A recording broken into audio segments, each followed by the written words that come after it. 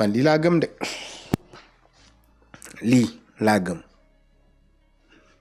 distraction focus leen yéen a ñu doon ne chaque jour focus yéen a ñu présenter projet ñun ci projet boobu lañ nekk focus de Ousmane Sonko ak président Bassirou Diomaye Faye lu ñu wax rek ñun ci loolu lañ nekk ci lañu focus franc CFA suñu souveraineté base militaire yi ak lépp loo xamante ni ay accord la yu remettre en question suñu souveraineté kese ci ressources yi ci pétrole bi ci gaz bi ci or bi ci diamant bi ci lépp souveraineté nee nañu c'est le gouvernement c'est le régime de la souveraineté ñoom nu ñuy définir seen régime bi mooy souveraineté sur tous les plans lu ñu woote ñun ci lañ nekk ñeneen ñu nekk ci leneen nag du ñu yóbbaale ñoom ci lu ñu woote wuloon au départ ñun ci lañ nekk de ñun dañoo focus de kenn mënuñu distraire xam nañu bu baax luy suñu combat man kenn du ma yóbbaale parce que bu may dugg ci métro yi di yuuxu du question de affaire de guinéen laa doon yuuxu pour mu génn ci Sénégal franc CFA bi laa doon yuuxu ci métro yi base militaire yi laa doon yuuxu ci métro yi balaa may xam Ousmane Sonko donc ci combat boobu da ngeen yaakaar ne combat boobu dama ko fàtte man sama lépp lu may def cohérence la ak lu logique ci laa yàgg nekk ci laa nekk ba léegi moo tax ma rey sama bopp pour Ousmane Sonko nekk président wala pour président Bassirou Diomaye Faye nekk président pour ñu mun ñu appliquer ñu mun ñu jàppale ci nu ñuy amee souveraineté boobu loolu moo tax ma rey sama bopp noppalikuwuma benn yoon parce que damaa bëgg Sénégal moom boppam loolu mooy sama combat depuis le début musuma changer combat ci laa nekk ba léegi constance victoire persévérance courage voilà.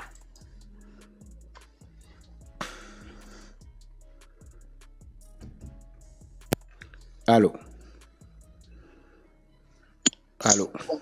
waaw jaajëf. oui jaajëf jàmbaar. allo. oui. allo. oui ñu ngi lay dégg kilifa gi. allo. waaw ñu ngi lay dégg de. yaa ngi may dégg. yaa ngi may dégg waaw kay. ñu ngi lay dégg. man maa la déggul bu baax. ok on t'écoute. ñu ngi leen di bu baax di kontaan ci liggéey bi. jërëjëf waay. di nuyu docteur moom génn léegi. Il a été très pertinent. trop même. macha allah. wallaay. ah oui il faut le dire. léegi nag damay wax ci loolu mu li ñëpp doon wax rek ci wàllu armée mais nag cette fois-ci dama jàpp ne suñu waxee fii suñu autorité yi dinañ ko dégg parce que tribune bi moom yaakaar naa ñëpp a ko suivre. Recrutement massif de jeunes sénégalais. jëm ci armée.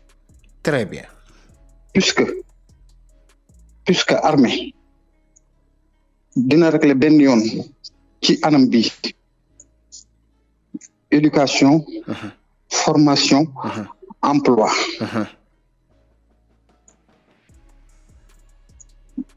li ñuy def mooy formation accélérée en agriculture et élevage.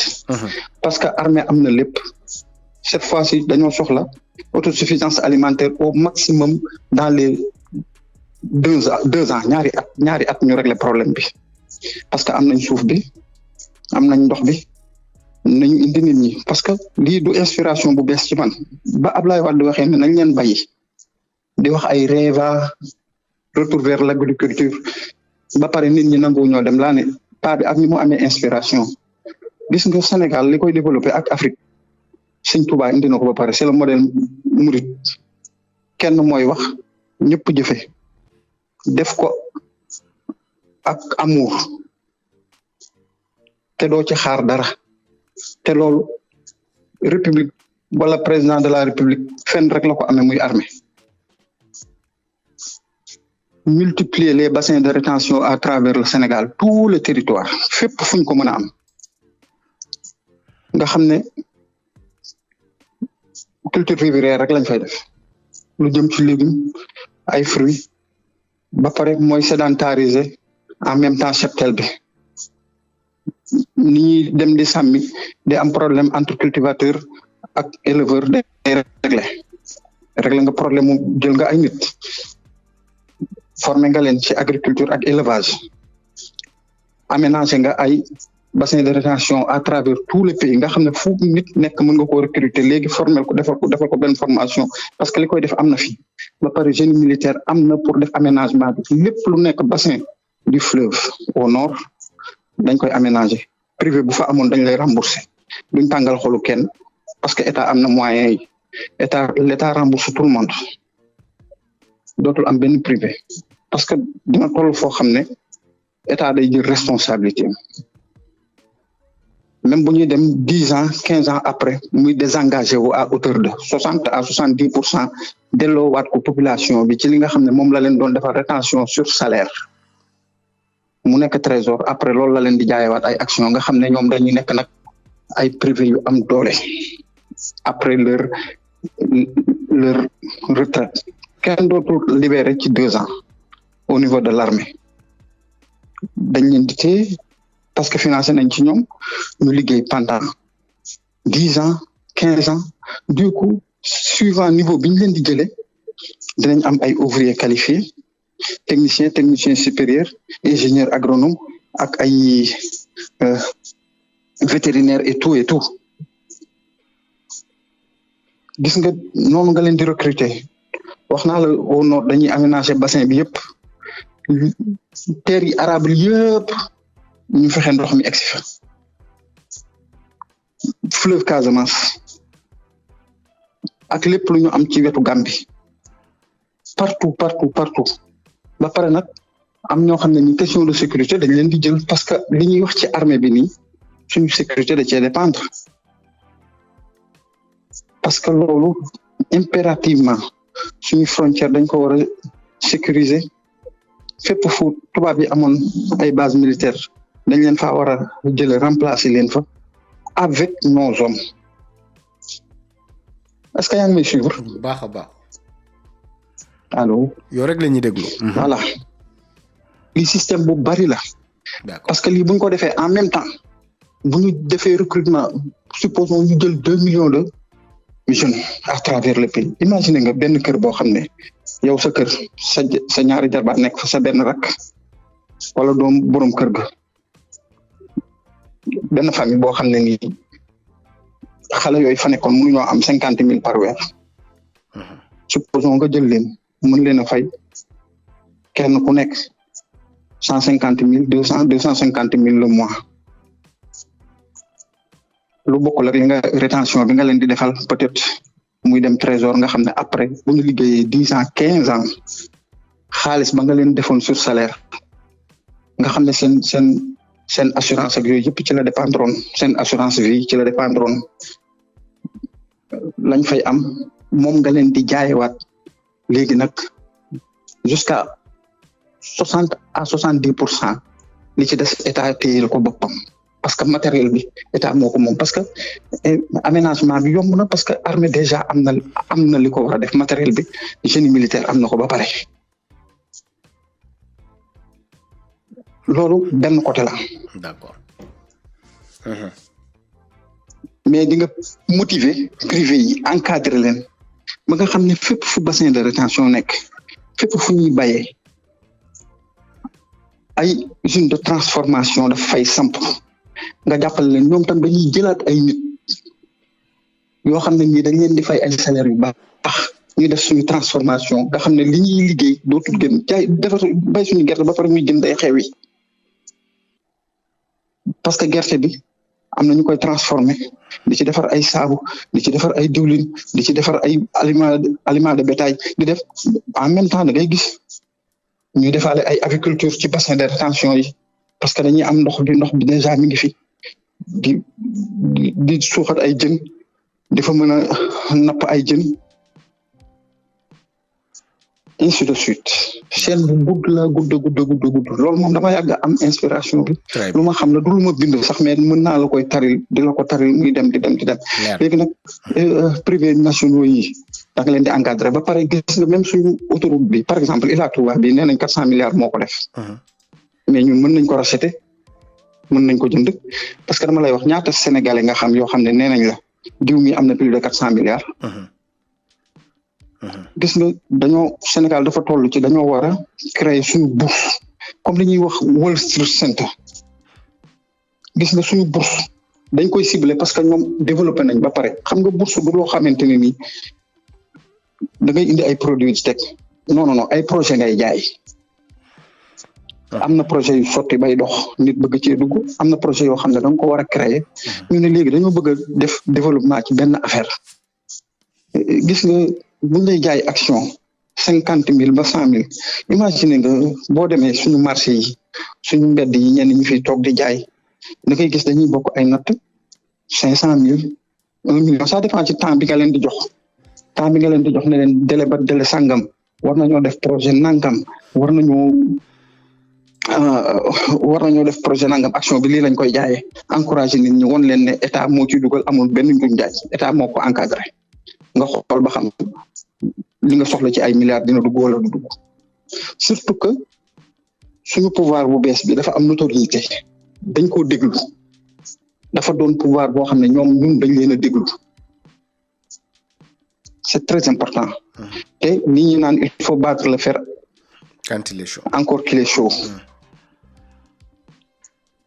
comme ci tàng bi gis nga am na ay réformes yoo xam ne buñ ko lancé woon ànd ko population bi laay succès bu mag ngay gis. D'accord. c'est très important. Du coup saboteurs yi nga xam ne nag dañoo bëgg a jël di ruube suñu nguur gi dootuñu gis sax benn xale bu nekk ci mbedd mi bu ñuy manipuler parce que déjà xale yi liggéey lañ bëgg jox nga leen liggéey léegi gis nga xañ na am na famille yoo xam ne ni am nañ ci ñetti xale yu amul woon liggéey am nañ ci liggéey yooyu yëpp xam nga li muy joué ci société bi day noyyi waat parce que dañuy am pouvoir d'achat bu dëgër boo xamante ni Sénégalais yi ci seen bopp ngay développer ñoom. Très bien. Sénégalais yi ci boppam ñooy am pouvoir d'achat bu dëgër léegi nag fi may daanele dama lay encourager ci li ngay wax nañu bàyyi pël Fuuta yi ñuy stigmatiser c'est important. C'est important mais nag état faaw dafa war a xam gis nga statistique dafa am solo dañoo war a ku fi yeewoo xam kan la comme ni ñuy def ne ku juddu nañ ko déclarer ñu xam kan la bu tolloo ci war a am carte d'identité ñu jox ko carte d'identité xam ne diw mii la fii la dëkk ni mu valable ci Sénégalais yi noonu la valable ci étrangers yi même s'ils sont des Africains même s'ils sont des frères moo xam dañ leen koy yombalal moo xam dañuy fay moo xam day gratuit mais ku dugg ci réew moom état xamul jëmm nit xamul frère état kayit la xam il faut ñu recenser nit ñi di leen jox ay kayit même buñ ko fayul di leen mën di contrôler même buñ ko fayul loolu moom c'est obligatoire te ñun ñi bu ñuy déclarer suñuy doom dañuy fay ay 200 francs ci ay timbre bu ñu bëggee passeport dañuy fay ay 10,000 wala 20,000 kon par timbre yooyu yëpp am na yoo xam ne garaawul mais nañu identifier kan mooy kan ça dépend de la sécurité ça y dépend de la sécurité des populations c'est très important. Merci beaucoup. N'importe qui ku ñu xamuñu la war nañu xam yow foofu nga nekk France état France xam na fi nga dëkk de. buñ la soxlaa moom nañ laa jël si de. loolu moom c'est obligatoire allemand bu fa nekk.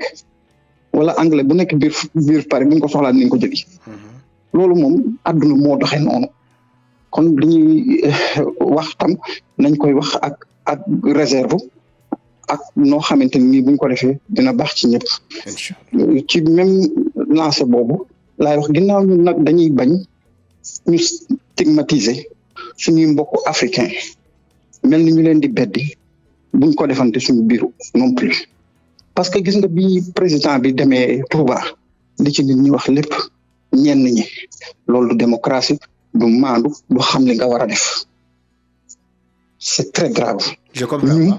Nga ne ñenn ñi wax c'est-à-dire. ñenn ñi am na ñoo xam ne àgg nañ ci live bi maa ngi ko doon suivre am na ci ñoo xam ne àgg nañ ci di wax ay baat yu déplacé. waaw war fa woon a dem sëriñ si lii sëriñ si laa.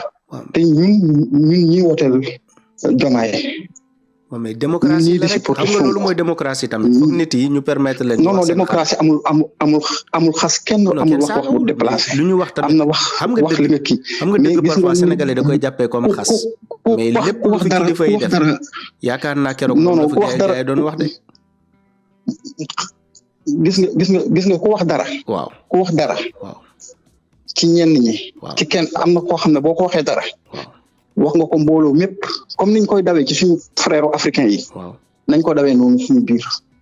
moo gën a logique loolu moo gën a ñeexu maanaa. non mais frère. xam nga taxawaay tamit dafa leer. am na yoo xamante ne nit yi dañ ko dund jarul ñu leen koy nettali parce que. taxawaay yi dama lay wax. ku nekk gis na ko bon dama lay wax kenn du nettali kenn. waaw ñun gis nañ lépp ñun dañ gis ko nañ fekkee bi affaire bi tàngee. waaw par exemple sëñ Mountakha wax ak gaa yi teg ci suuf mu dem joxe ay ndàmpaay. waaw ci ñi nga xam ne même ñi dul ay jullit. waaw ñi gaañu ak ñi deele. waaw gis nga li ma lay wax. waaw Ousmane Sonko ak ànd ak délégation. après mu ne ko après mu ne ñu man maa leen amel bor. après mu ne ñu man maa leen amel bor. bàyyi defal ndànk rek. waaw léegi déedéet defal ndànk bor boobu keroog bi mu waxee loolu rek laa ne ñii dinañ jël pouvoir bi. bul sottee loolu laa ne ñun bul sottee loolu xam nga da nga lim ne da nga sottee ci sa lim déedéet xam nga ci sa lim bi da nga sottee après mu ne ñu man maa leen amel bor. non sotewu ma da nga maa dagg si loolu laa doon jëm si. dama ne la loolu moo doonoon sama listixaar. li nga xamante ne ni ñëw na. di ko wax ne ko ñun li ñu waxoon def nañu ko mais Macky Sall respecté wul li moo ko yéen dem leen toog déglu ma yéen dama leen a amel bor. keroog laa ne bor bi bu ko fayee mooy gars yi dañuy dugg palais. voilà gis nga li ma lay wax c'est que kenn ku nekk ak gis-gisam. man keroog laa xam ne sëriñ bi dañuy wax naan sëriñ falu leen man keroog laa ne sëriñ bi fal na gars yi di ko wax suñu waa kër nag ñi ma wër ñëpp ku ma xam nga ne lii waxoon naa la ko. nan la leen fale. bi mu amee nit ñi dañ ma doon wax dañ ma doon félicité ndax li ma ne la woon. waaw listixaar bi mooy bor bi mooy bor bi mooy ñii dinañ dem pale. loolu mooy bor bi. waaw fay gi loolu la. déedéet mais gis nga moo leen fay loolu yàlla moo ko jëfal nit ku baax yàlla moo lay fay. yàlla moo ko bind. c'est très important. loolu yàlla moo ko bind moo ne Diomaye dina nekk président. allo loolu du sëriñ bi moo ko fayee Diomaye. loolu ndogalu yàlla ku jëfal nit ku baax yàlla moo lay fay mi ngi mel ni buñ ne allahumma salli ala sayyidina muhammadin wa sallim yaakaaru ñu yonent bi fay ñu de pourtant moom la ñuy ñaanal mais sallallahu alayhi wa sallam. non mais yàlla lañ ci yaakaar fayam. loolu yàlla moo ko may yonent bi loolu yàlla moo ko may yonent bi. suñu kilifa yi te dama lay wax gis nga kay xam nga man am naa droit. waaw xam nga tamit diine bi jàng naa ci bul yaakaar ni tamit yow keroog da nga loolu yàlla moo ko may yonent bi. non xam nga yow mu leer yow da nga ne affaire bi da nga ciy maandu xool non bàyyil ma wax la xam nga yow da nga ne da ngaa wax rek yow jëloo ci position. waaw déedéet xam nga tamit bu ñuy wax xam nga bu ñuy wax tamit nañu comme ni ngay respecté position ñeneen ñi bu ñuy wax ngay approuvé. non déedéet non dama lay wax yow mën na bañ a nekk saa bi mais waroo maa contredire non bàyyil ma wax la non bàyyil ma wax la mën nañoo déggoo ci lépp mais bu fekkee mën nañoo muñal suñu mbokk guinéen yi respecté leen ñun Sénégal nañ respecté li ma lay wax dafa leer lu leer laa lay wax. waaw léegi amul leer lu lëndëm loo xam ne muñal bi dañ ci sax seet léegi mën nga mën. léegi muñal bi mën nañ leen bañ a muñal. mais am na combat boo xamante ni gis nga lii suñu droit la ñun dañoo voté gis nga démocratie représentativité da cee am doole même ñun bu fekkoon ne leneen lañu mais ñu jël position par rapport ak ñoom ñëpp a xam ne ku la voté après am na loo xamante ne ni war na ci moom am na respect boo ko war a jox ci wàllu démocratie rek laay wax même bu dul woon ay affaire sëriñ nañ teg affaire sëriñ fële nañ jël démocratie rek affaire représentativité ak nit ki ko faral ba mu gagné ba am pouvoir. macha allah kon baax loolu bu wax ñun waa Touba dafa am noo xam ne noonu la ñu voté ñun dañoo bokk ci ñi leen fi teg. waaw comme sénégalais yëpp. dañoo bokk ci ñi leen fi teg. comme sénégalais yëpp. te non dama ne moo tax ma ne dañoo bokk waxuñ ñun ñoo leen fi dama ne dañoo bokk. waaw ci ñi leen fi teg. te ci anam bi gën a rafet gi ak a neexoon ñëpp def comme ni ñu def kon 97% ngay dégg ne Diomaye gagné na ko. Casamance de ñëpp moom lañ votel tamit. dama lay wax Touba kese de. non d'accord dama ne ak a neexoon ko ñëpp. waaw jox naa la exemple Casamance. non dama ne waxuma Casamance deful loolu de. waaw xam nga dégg nga olof dégg naa olof ak a neexoon ñun ñëpp xam nga man dama lay supporter di la déglu. non man tamit dama li tax ma mën a dugg sa live xam nga luy problème bi yow bëggoo ñu waxtaan. da nga bëgg li tax ma mën a dugg sa. dama bëgg wax rek ma déglu moo tax. non li ma bëgg nga comprendre mooy. waaw dama apprécier sa position ci Pël Fuuta yi. waaw te da nga ko wax rek nga ne kii li mu wax dëgg la. kon nag war nga mën a apprécier sama position ci ñun waa Touba. dama apprécier dama bëggoon rek ñu waxtaan nga baal ma kon ma bàyyi la nga àggali ko. c'est important gis nga am na loo xam ne nii. kon baal ma vas-y.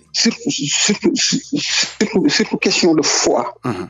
surtout question de foi. ba pare nañu bàyyi ñun ñi stigmatiser. buñ ko defee ñun état bi fi jógee daan ko def joolaa yi daf ñu daan naqari daf ñu daan metti. ñenn ñi koy def étranger yi. boo waxee stigmatiser frère africain yi musu fi stigmatiser murid nag bu dee foofu nga jëm loolu musu fi am. non débat bi génn léegi. déedéet parce que li waraloon wax ji mooy demu Touba bi la. musu déedéet yaa ngi dafay raccourci nga teg photom fi mu ñëwee sëñ Muntaxa. déedéet yaa ngi dafay raccourci sëñ Muntaxa. kilifa diine yëpp la ñu wax. fi mu ñëwee muy Tiwaawan muy Touba. waaw kilifa kenn waxu fi murid. noonu la gañee Tiwaawan. kenn musu fi stigmatiser murid. Tiwaawan kenn musu fi stigmatiser xoolaatal sa kii li nga affiché woon sëñ Muntaxa nga affiché ak léegi foog ñu d'accord bu fi wax waxu murid parce que kenn tudd fi murid. kenn tudd fi murid. léegi même Tiwaawan noonu laa la koy waxee ni mu demee Tiwaawan. ni mu demee Tiwaawan noonu la demee Touba dama la koy wax am na koo xam ne nii bu duggoon tey ji Tiwaawan lay mën a waxal man Touba laa mën a waxal. te maa ngi ci séddale Touba ak feneen te bu ñëwee am na ay sëriñ yoo xam ne sax dañ ko contrôle ba wax du déplacé. am na ñoo xam ne nii waxoon nañ ci wax joo xamante ni teewul dinañ dem président bi dina dem siyaari leen wax ak ñoom parce que ville boobu gagné na fa te waa kër sëriñ boobu ñoo ko woteel te lépp lu mu laaj ci ñoom dañ ko war a def loolu lii mooy démocratie. man d'accord mag lu mu def de dafa waroon dem Kaolack tamit mu waroon dem Touba mu waroon dem Casamance mu gisee ak Serigne Fansou Bodian. yow xam naa ne d'accord ci da nga doon wax da ngaa maandu mais bi nga waxee rek laa xam ne d'accord ci. moo tax ma ne gis bu ma duggee naa la leeral lii c'est important Pël Fuuta yi ni ñu fi amee droit ba nga xam ne ñoom bu ñu feebaree dañ leen a war a faj. waaw bu ñu jaaree ci yoon bi ñu war a jaar war fee am nationalité dañ ko war a am. suñ fi seen doom bu fi juddoo dafa war a am nationalité. bu ñu waree am permis fii Sénégal dañ ko war a am. ñu xam ne ñoom ci dañoo bokk ci réew mi. foyer religieux yi noonu lañ bokk ci réew mi. incha te ay nit ñu am importance lañ. jërëjëf am na solo. gis nga ñi nga xam ne wax nañ ci lu ñu war a wax. dañoo tooñ. parce que ñun du yàgg ba ñu wax parce que ñoom am na leneen lu ñu gëm. d'accord. voilà c'est important léegi nag li may mujjee mooy di la remercier parce que am occasion bi mën a wax. yombul recrutement massif toujours boo fi ñëwee di nga dugg parce que fii démocratie moo fi am. voilà c'est important ñi koy def ñu ngi may dégg xam naa bu ëllëgee bu ñu duggee dinañ ma jéem a wax dara mais nañu xam ne li ñuy bañ ci Guinéen yi moom la ñuy bañ. ci bépp tarixa.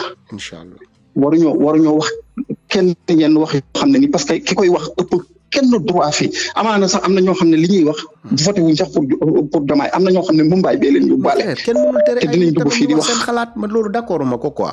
xam nga man ñii di wax. fii ni ku mu neex mu dugg wax ci Pël Fuuta yi bu ko soxalee mun na wax ci sujet boobu du ma ko tere. non na nit wax avec respect dama nga dégluwaat sa tribune bi nga defoon keroog. non xoolal na nga duggaat ci tribune boobu nga wax rek am na kuy dem bay wax bay dendale loo xam ne kenn du ko wax.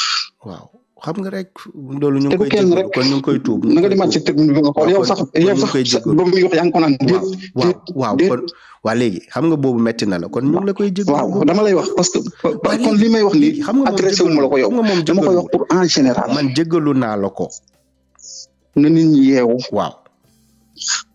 wallaay foofu ñoom Farba yàgg nañ laa suivre yàlla na la yàlla defal jàmm wallahi maa ngi koy tuub bu baax a baax te dama lay remercier ci occasion bii nga ma may ma mën a dugg fii allo voilà te ñun ñëpp nous sommes des Sénégalais dañoo yor suñuy carte di voter dañoo am droit ci réew mi keneen waaw ma ne ñun ñëpp dañoo voter am droit ci réew mi keneen ku muy déranger nag wax dëgg yàlla loolu kenn mënu ci dara ni mu ci amee droit la ci keneen am droit dëgg la voilà parce que président bi même ñi ko voté doon ko bañ ak naan nañu rey Ousmane Sonko dañoo am àq ci moom ku ci feebar tey jii Diomaye moo lay faj. dëgg la kay. ku ci doomam war a jàngi Diomaye moo lay jàngal. dëgg la kay. ku ci et cetera et cetera. kuy fay leen ko Diomaye moo koy fay tey jii. dëgg la. même boo ko voté même boo am na ñoo xam ne dañ doon wax naan nañu def ni Ousmane Sonko nañu def ni waa Pastef fi te fi mu ne dañoo ñoom ci yem képp ci état bi. très bien. c'est important na nit ñi yeewu bu ñu indi am na loo xam ne du suñu combat. incha allah. comme ñi ngi wax unité africaine. waaw kon union des cœurs fii au Sénégal d'abord. incha allah ñu ngi jégalu bu baax. voilà c'est très important merci foofu yal na yàlla fay. jërëjëf. wallaay non yow sama frère nga ñëw far. incha allah jërëjëf merci beaucoup. waaw sama gars yi bu dee am na ñu fi nekk ñoo xam ne keroog suñu live bi nee nañu dafa am ay kaddu yu leen blessé ñu ngi leen di jégalu waaye duma nangu benn affaire man sama mbokku murid yi kenn mënumaa boole ak ñoom kenn ci kaw suuf mënumaa boole ak murid yi stigmatiser murid di nga ne def nañ ko fépp ba mu des KS4 TV musuma permettre kenn ku fi wax dara globaliser boole ci murid yi ku fi def la ñuy tudd ku deful tudduñu ko fi kenn musu fi tooñ murid kenn musu fi jóg ne daa saaga tijaani kenn musu fi jóg ne daa saaga ñaseen ci sama live musul am sëñ Baye Sy Mansour lu mu def lu nit ñi d'accordul ne moom gis na président futur président Amadou Ba ci moom la ñuy wax sëñ Mahi Niass bu génnee wax ci moom la ñuy wax waaye génn saaga waa Kaolack wala saaga ñaseen yi wala jóg sëñ Muntaxa ne amel naa leen bor ñu ne ñun dañoo saaga muridi déet loolu duma ko nangu amul bu ñuy wax dañuy naan Bass Abdou Khadre dañuy naan sëñ Muntaxa lu mu def waaye mosuñu globaliser boole murid yi yëpp parce que am na murid yoo xam ne ñoom ñoo ñu gën a jege yàlla fuuf man loolu gëm naa ko donc képp ku ma bëgg a boole ak murid yi wala tijaan yi wala ak ñaseen yi boobu duma ko nangu parce que musul am boobu musul am buñ ma waxalee sama jikko rek wala buñ ñu waxalee suñu jikko ci live yi kese loolu de musul am waaw loolu musul am donc ñun loolu dañ ciy taxaw bu baax a baax waaw léegi nag puisque Sénégal boo waxee ay kilifa rek lépp loo ci teg pour nit ñi ñàkk yar la mu waroo wax kilifa ba pare teg ci sa xalaat loolu tamit beneen sujet la beneen débat la allo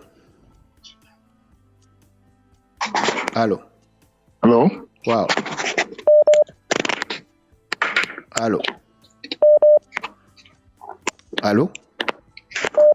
allo oui allo salaamaaleykum. Oui.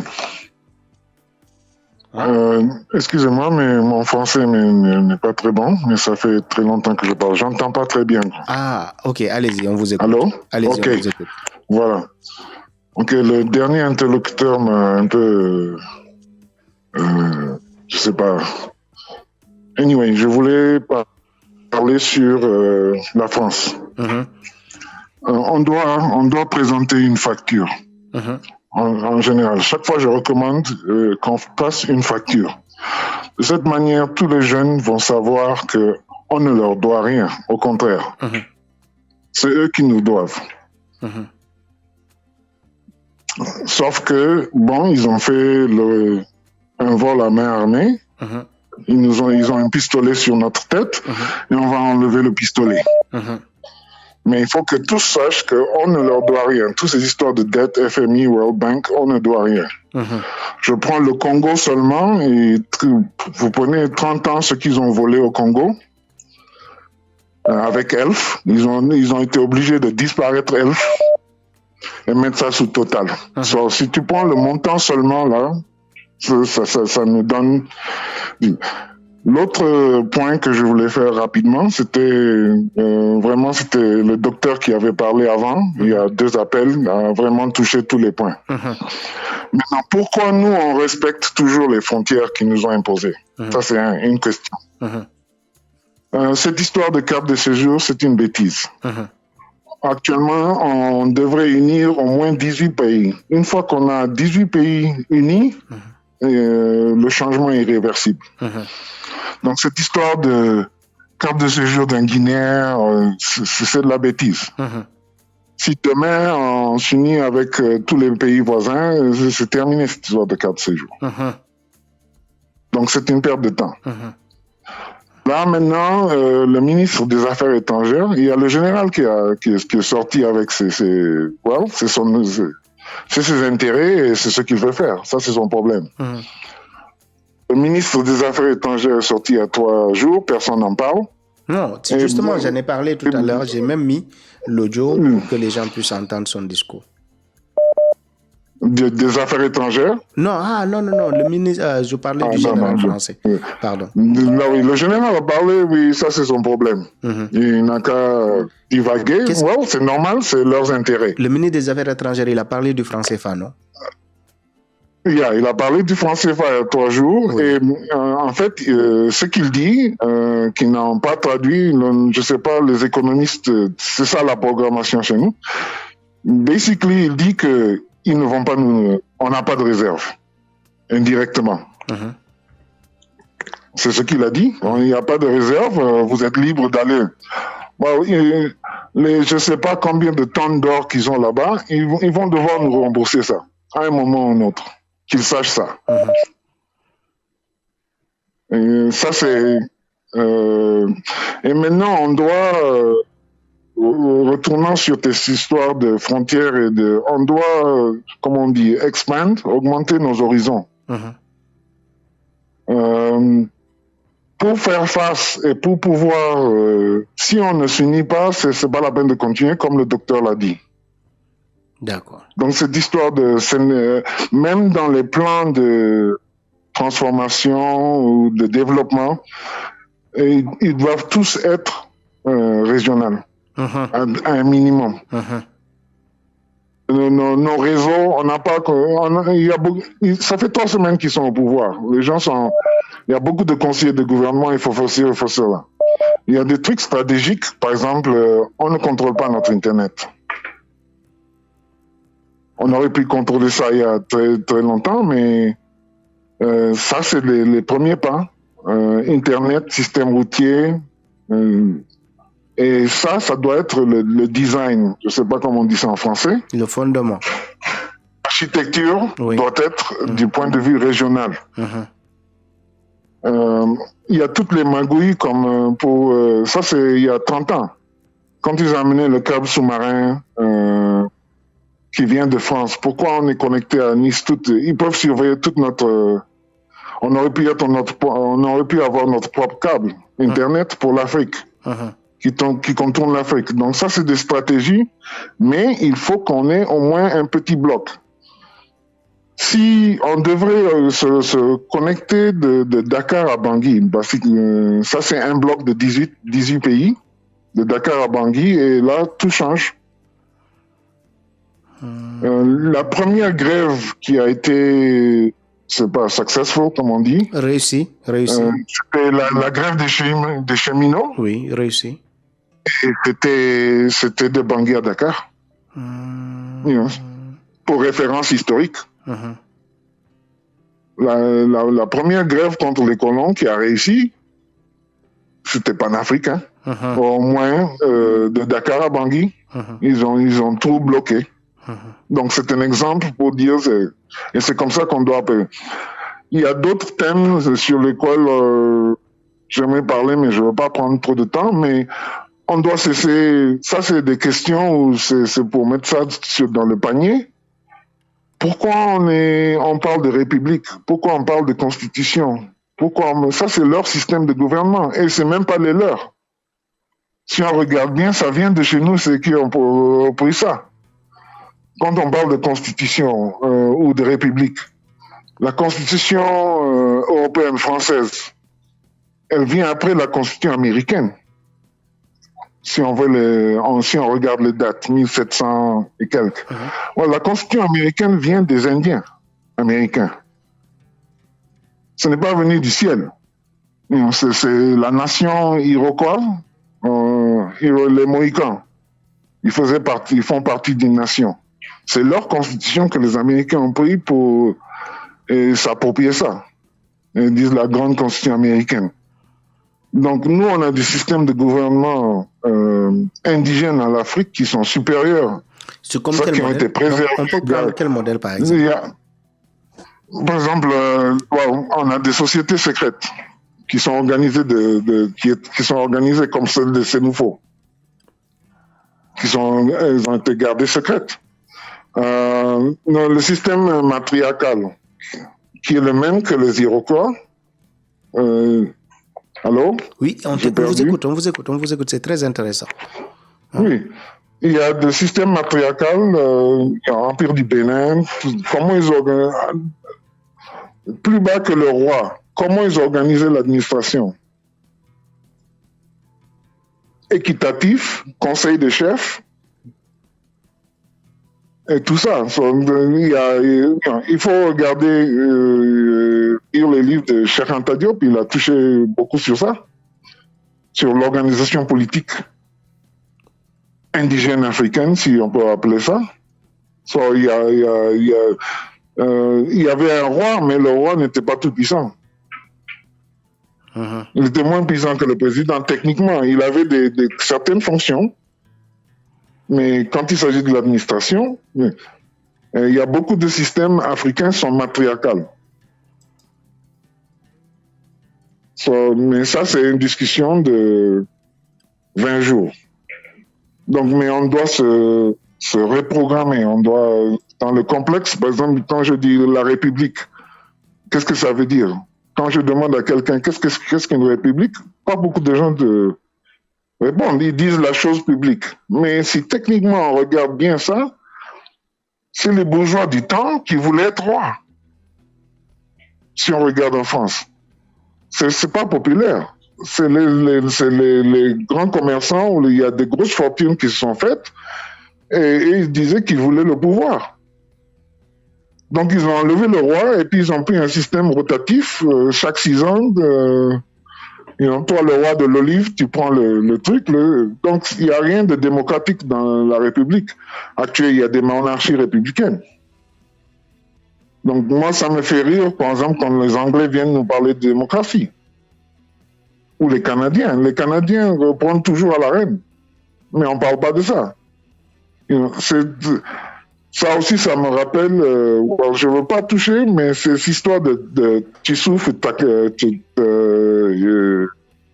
Tchekao. On doit cesser tous les Tissouf. Parce que Tissouf, si on regarde bien, le président de France, il est prince d'Andorre, c'est lui qui contrôle. Donc on est toujours dans des monarchies. Tout ce qui s'est passé, c'est que les fonctions du roi, le roi en tant que personne n'existe plus, mais le roi en tant qu'institution est toujours là. Actuellement, République, je suis sûr que le ré, là, c'est le roi. Wow. Le roi public. Wow. Ok, mais ça, c'est des sujets dans le panier. Nous, on a nos problèmes actuels, hein, mais il faut qu'on se décomplexe. C'est pas décomplexé, on doit réfléchir out of the box. Je ne sais pas comment on dit ça en français. À notre propre modèle de gouvernement. Notre propre modèle. Ces systèmes. Moi, je vais jusqu'au point où je dis, ok, on doit. Qu'est-ce que c'est que l'argent? Quand on demande à quelqu'un qu'est-ce que c'est que l'argent, la réponse est toujours c'est pour acheter des choses. Non, l'argent, c'est un véhicule de la confiance. Si on regarde bien, si on veut théoriquement, l'argent devait être un véhicule pour la confiance. Si on a la confiance, on n'a pas d'argent. On n'a pas besoin de l'argent.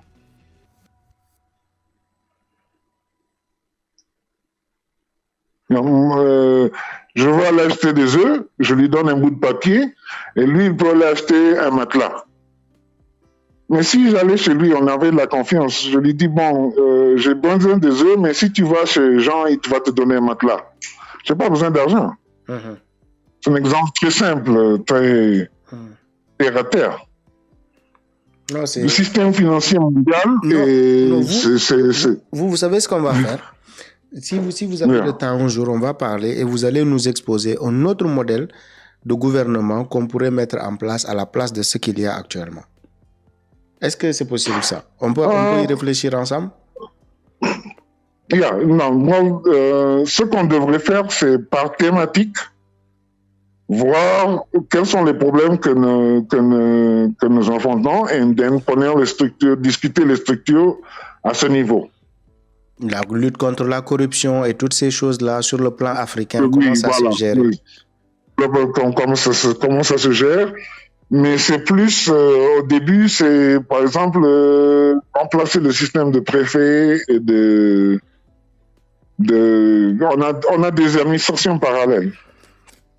Comme on a parlé des séries, ils ont un certain rôle. On a les préfets, c'est un truc, on a les maires. Comment remplacer cette structure, retourner à un autre système. Donc, on peut essayer de... Et maintenant, ouais. Oui, al menos je vais essayer de faire une outline, comme on dit, schéma, outline de thèmes, comme on dit ça. Thématique, ouais, thème. On doit dire thématique discutée pour chaque problème. D'accord. Maintenant, retournons à la démocratie. Je vais fermer avec ça. Allez-y. Aux États-Unis, il n'y a pas de démocratie. Ils ont le collège électoral. Donc, c'est une minorité qui vote. Donc, tous ces gens-là qui viennent nous parler de démocratie, ils n'ont pas de démocratie. Moi, je suis dans la technologie. Si on voulait vraiment faire un vote démocratique, c'est possible de décider qu'est-ce que le président va... On peut voter tous les matins ce que le président va manger pour... La technologie est là. On n'a même pas besoin d'avoir des élections chaque année. On peut avoir une élection tous les jours, sur chaque thème. Mais ça, c'est dangereux. Il faut d'abord éduquer les voteurs. Ça c'est un autre... c'est pas tout le monde qui devrait voter sur tous les sujets. Si je ne sais rien sur le nucléaire, je ne devrais pas y voter. Donc, il faut éduquer sur chaque sujet avant de pouvoir voter. Mais la technologie actuellement nous permet de voter. Actuellement, ce qui se passe ici, c'est un vote. Tout le monde est en ligne, ils écoutent et ils peuvent voter. Bon, ok, il faut le coter prochain. Il faut le couper. Bye bye, tu vois, on me renvoie là. Donc, c'est un plaisir de parler. Non, c'est intéressant. Moi, je voudrais que l'on vienne essayer d'amener. Vous, ça se voit que vous avez une connaissance assez pointue sur le modèle de gouvernance africain. Donc, vous pouvez nous en apprendre davantage et on essaie de faire un débat sur ça un jour, d'accord? Well, moi, non. Il y a des gens qui savent ça, qui sont là. Moi, j'ai consulté, mais il y a des spécialistes sur le thème. D'accord. On peut poser ce débat un jour et voilà. Et vous pouvez nous faire. J'envoierai des links et des spécialistes actuels, des docteurs qui ont attaqué ce sujet. D'accord. Très bien. Bye. Thank you. Merci beaucoup. Merci. waaw sama gars yi xam naa dañ ko fi yemale tey maa ngi leen di jaajëfe yéen ñëpp di leen remercier ci seen patience bi bu baax a baax di leen ne rek suba incha allah docteur dina ñëw sur le plan de l'éducation lay attaqué wax leen loo xamante ni suñu souveraineté nan lañ koy amee sur le plan de l'éducation ak nan ay conseils pour les familles pour les parents ci nan la ñu mën a yaree xale yi ba ñu nekk ay adultes yoo xamante ni vraiment yu extraordinaire lay doon ay borom xam-xam ay savants et tout ça là suba avec le docteur incha allah dinañ ko aborder maa ngi leen di jaajëfal yéen ñëpp di leen baalu ak wax yombul bu fekkee tooñ nañ leen rek ñu ngi jégalu bu baax a baax luñ ci jublu mooy wax dëgg parce que yàlla moom la ñu sant donc kuñ ci vexé rek kuñ ci blessé ci suñu kaddu en toute humilité en toute responsabilité ñu ngi leen di jégalu bu baax a baax jaa ngeen jëf bonne soirée à tout le monde et à demain incha allah jërëjëf merci jërëjëf à tout le monde merci beaucoup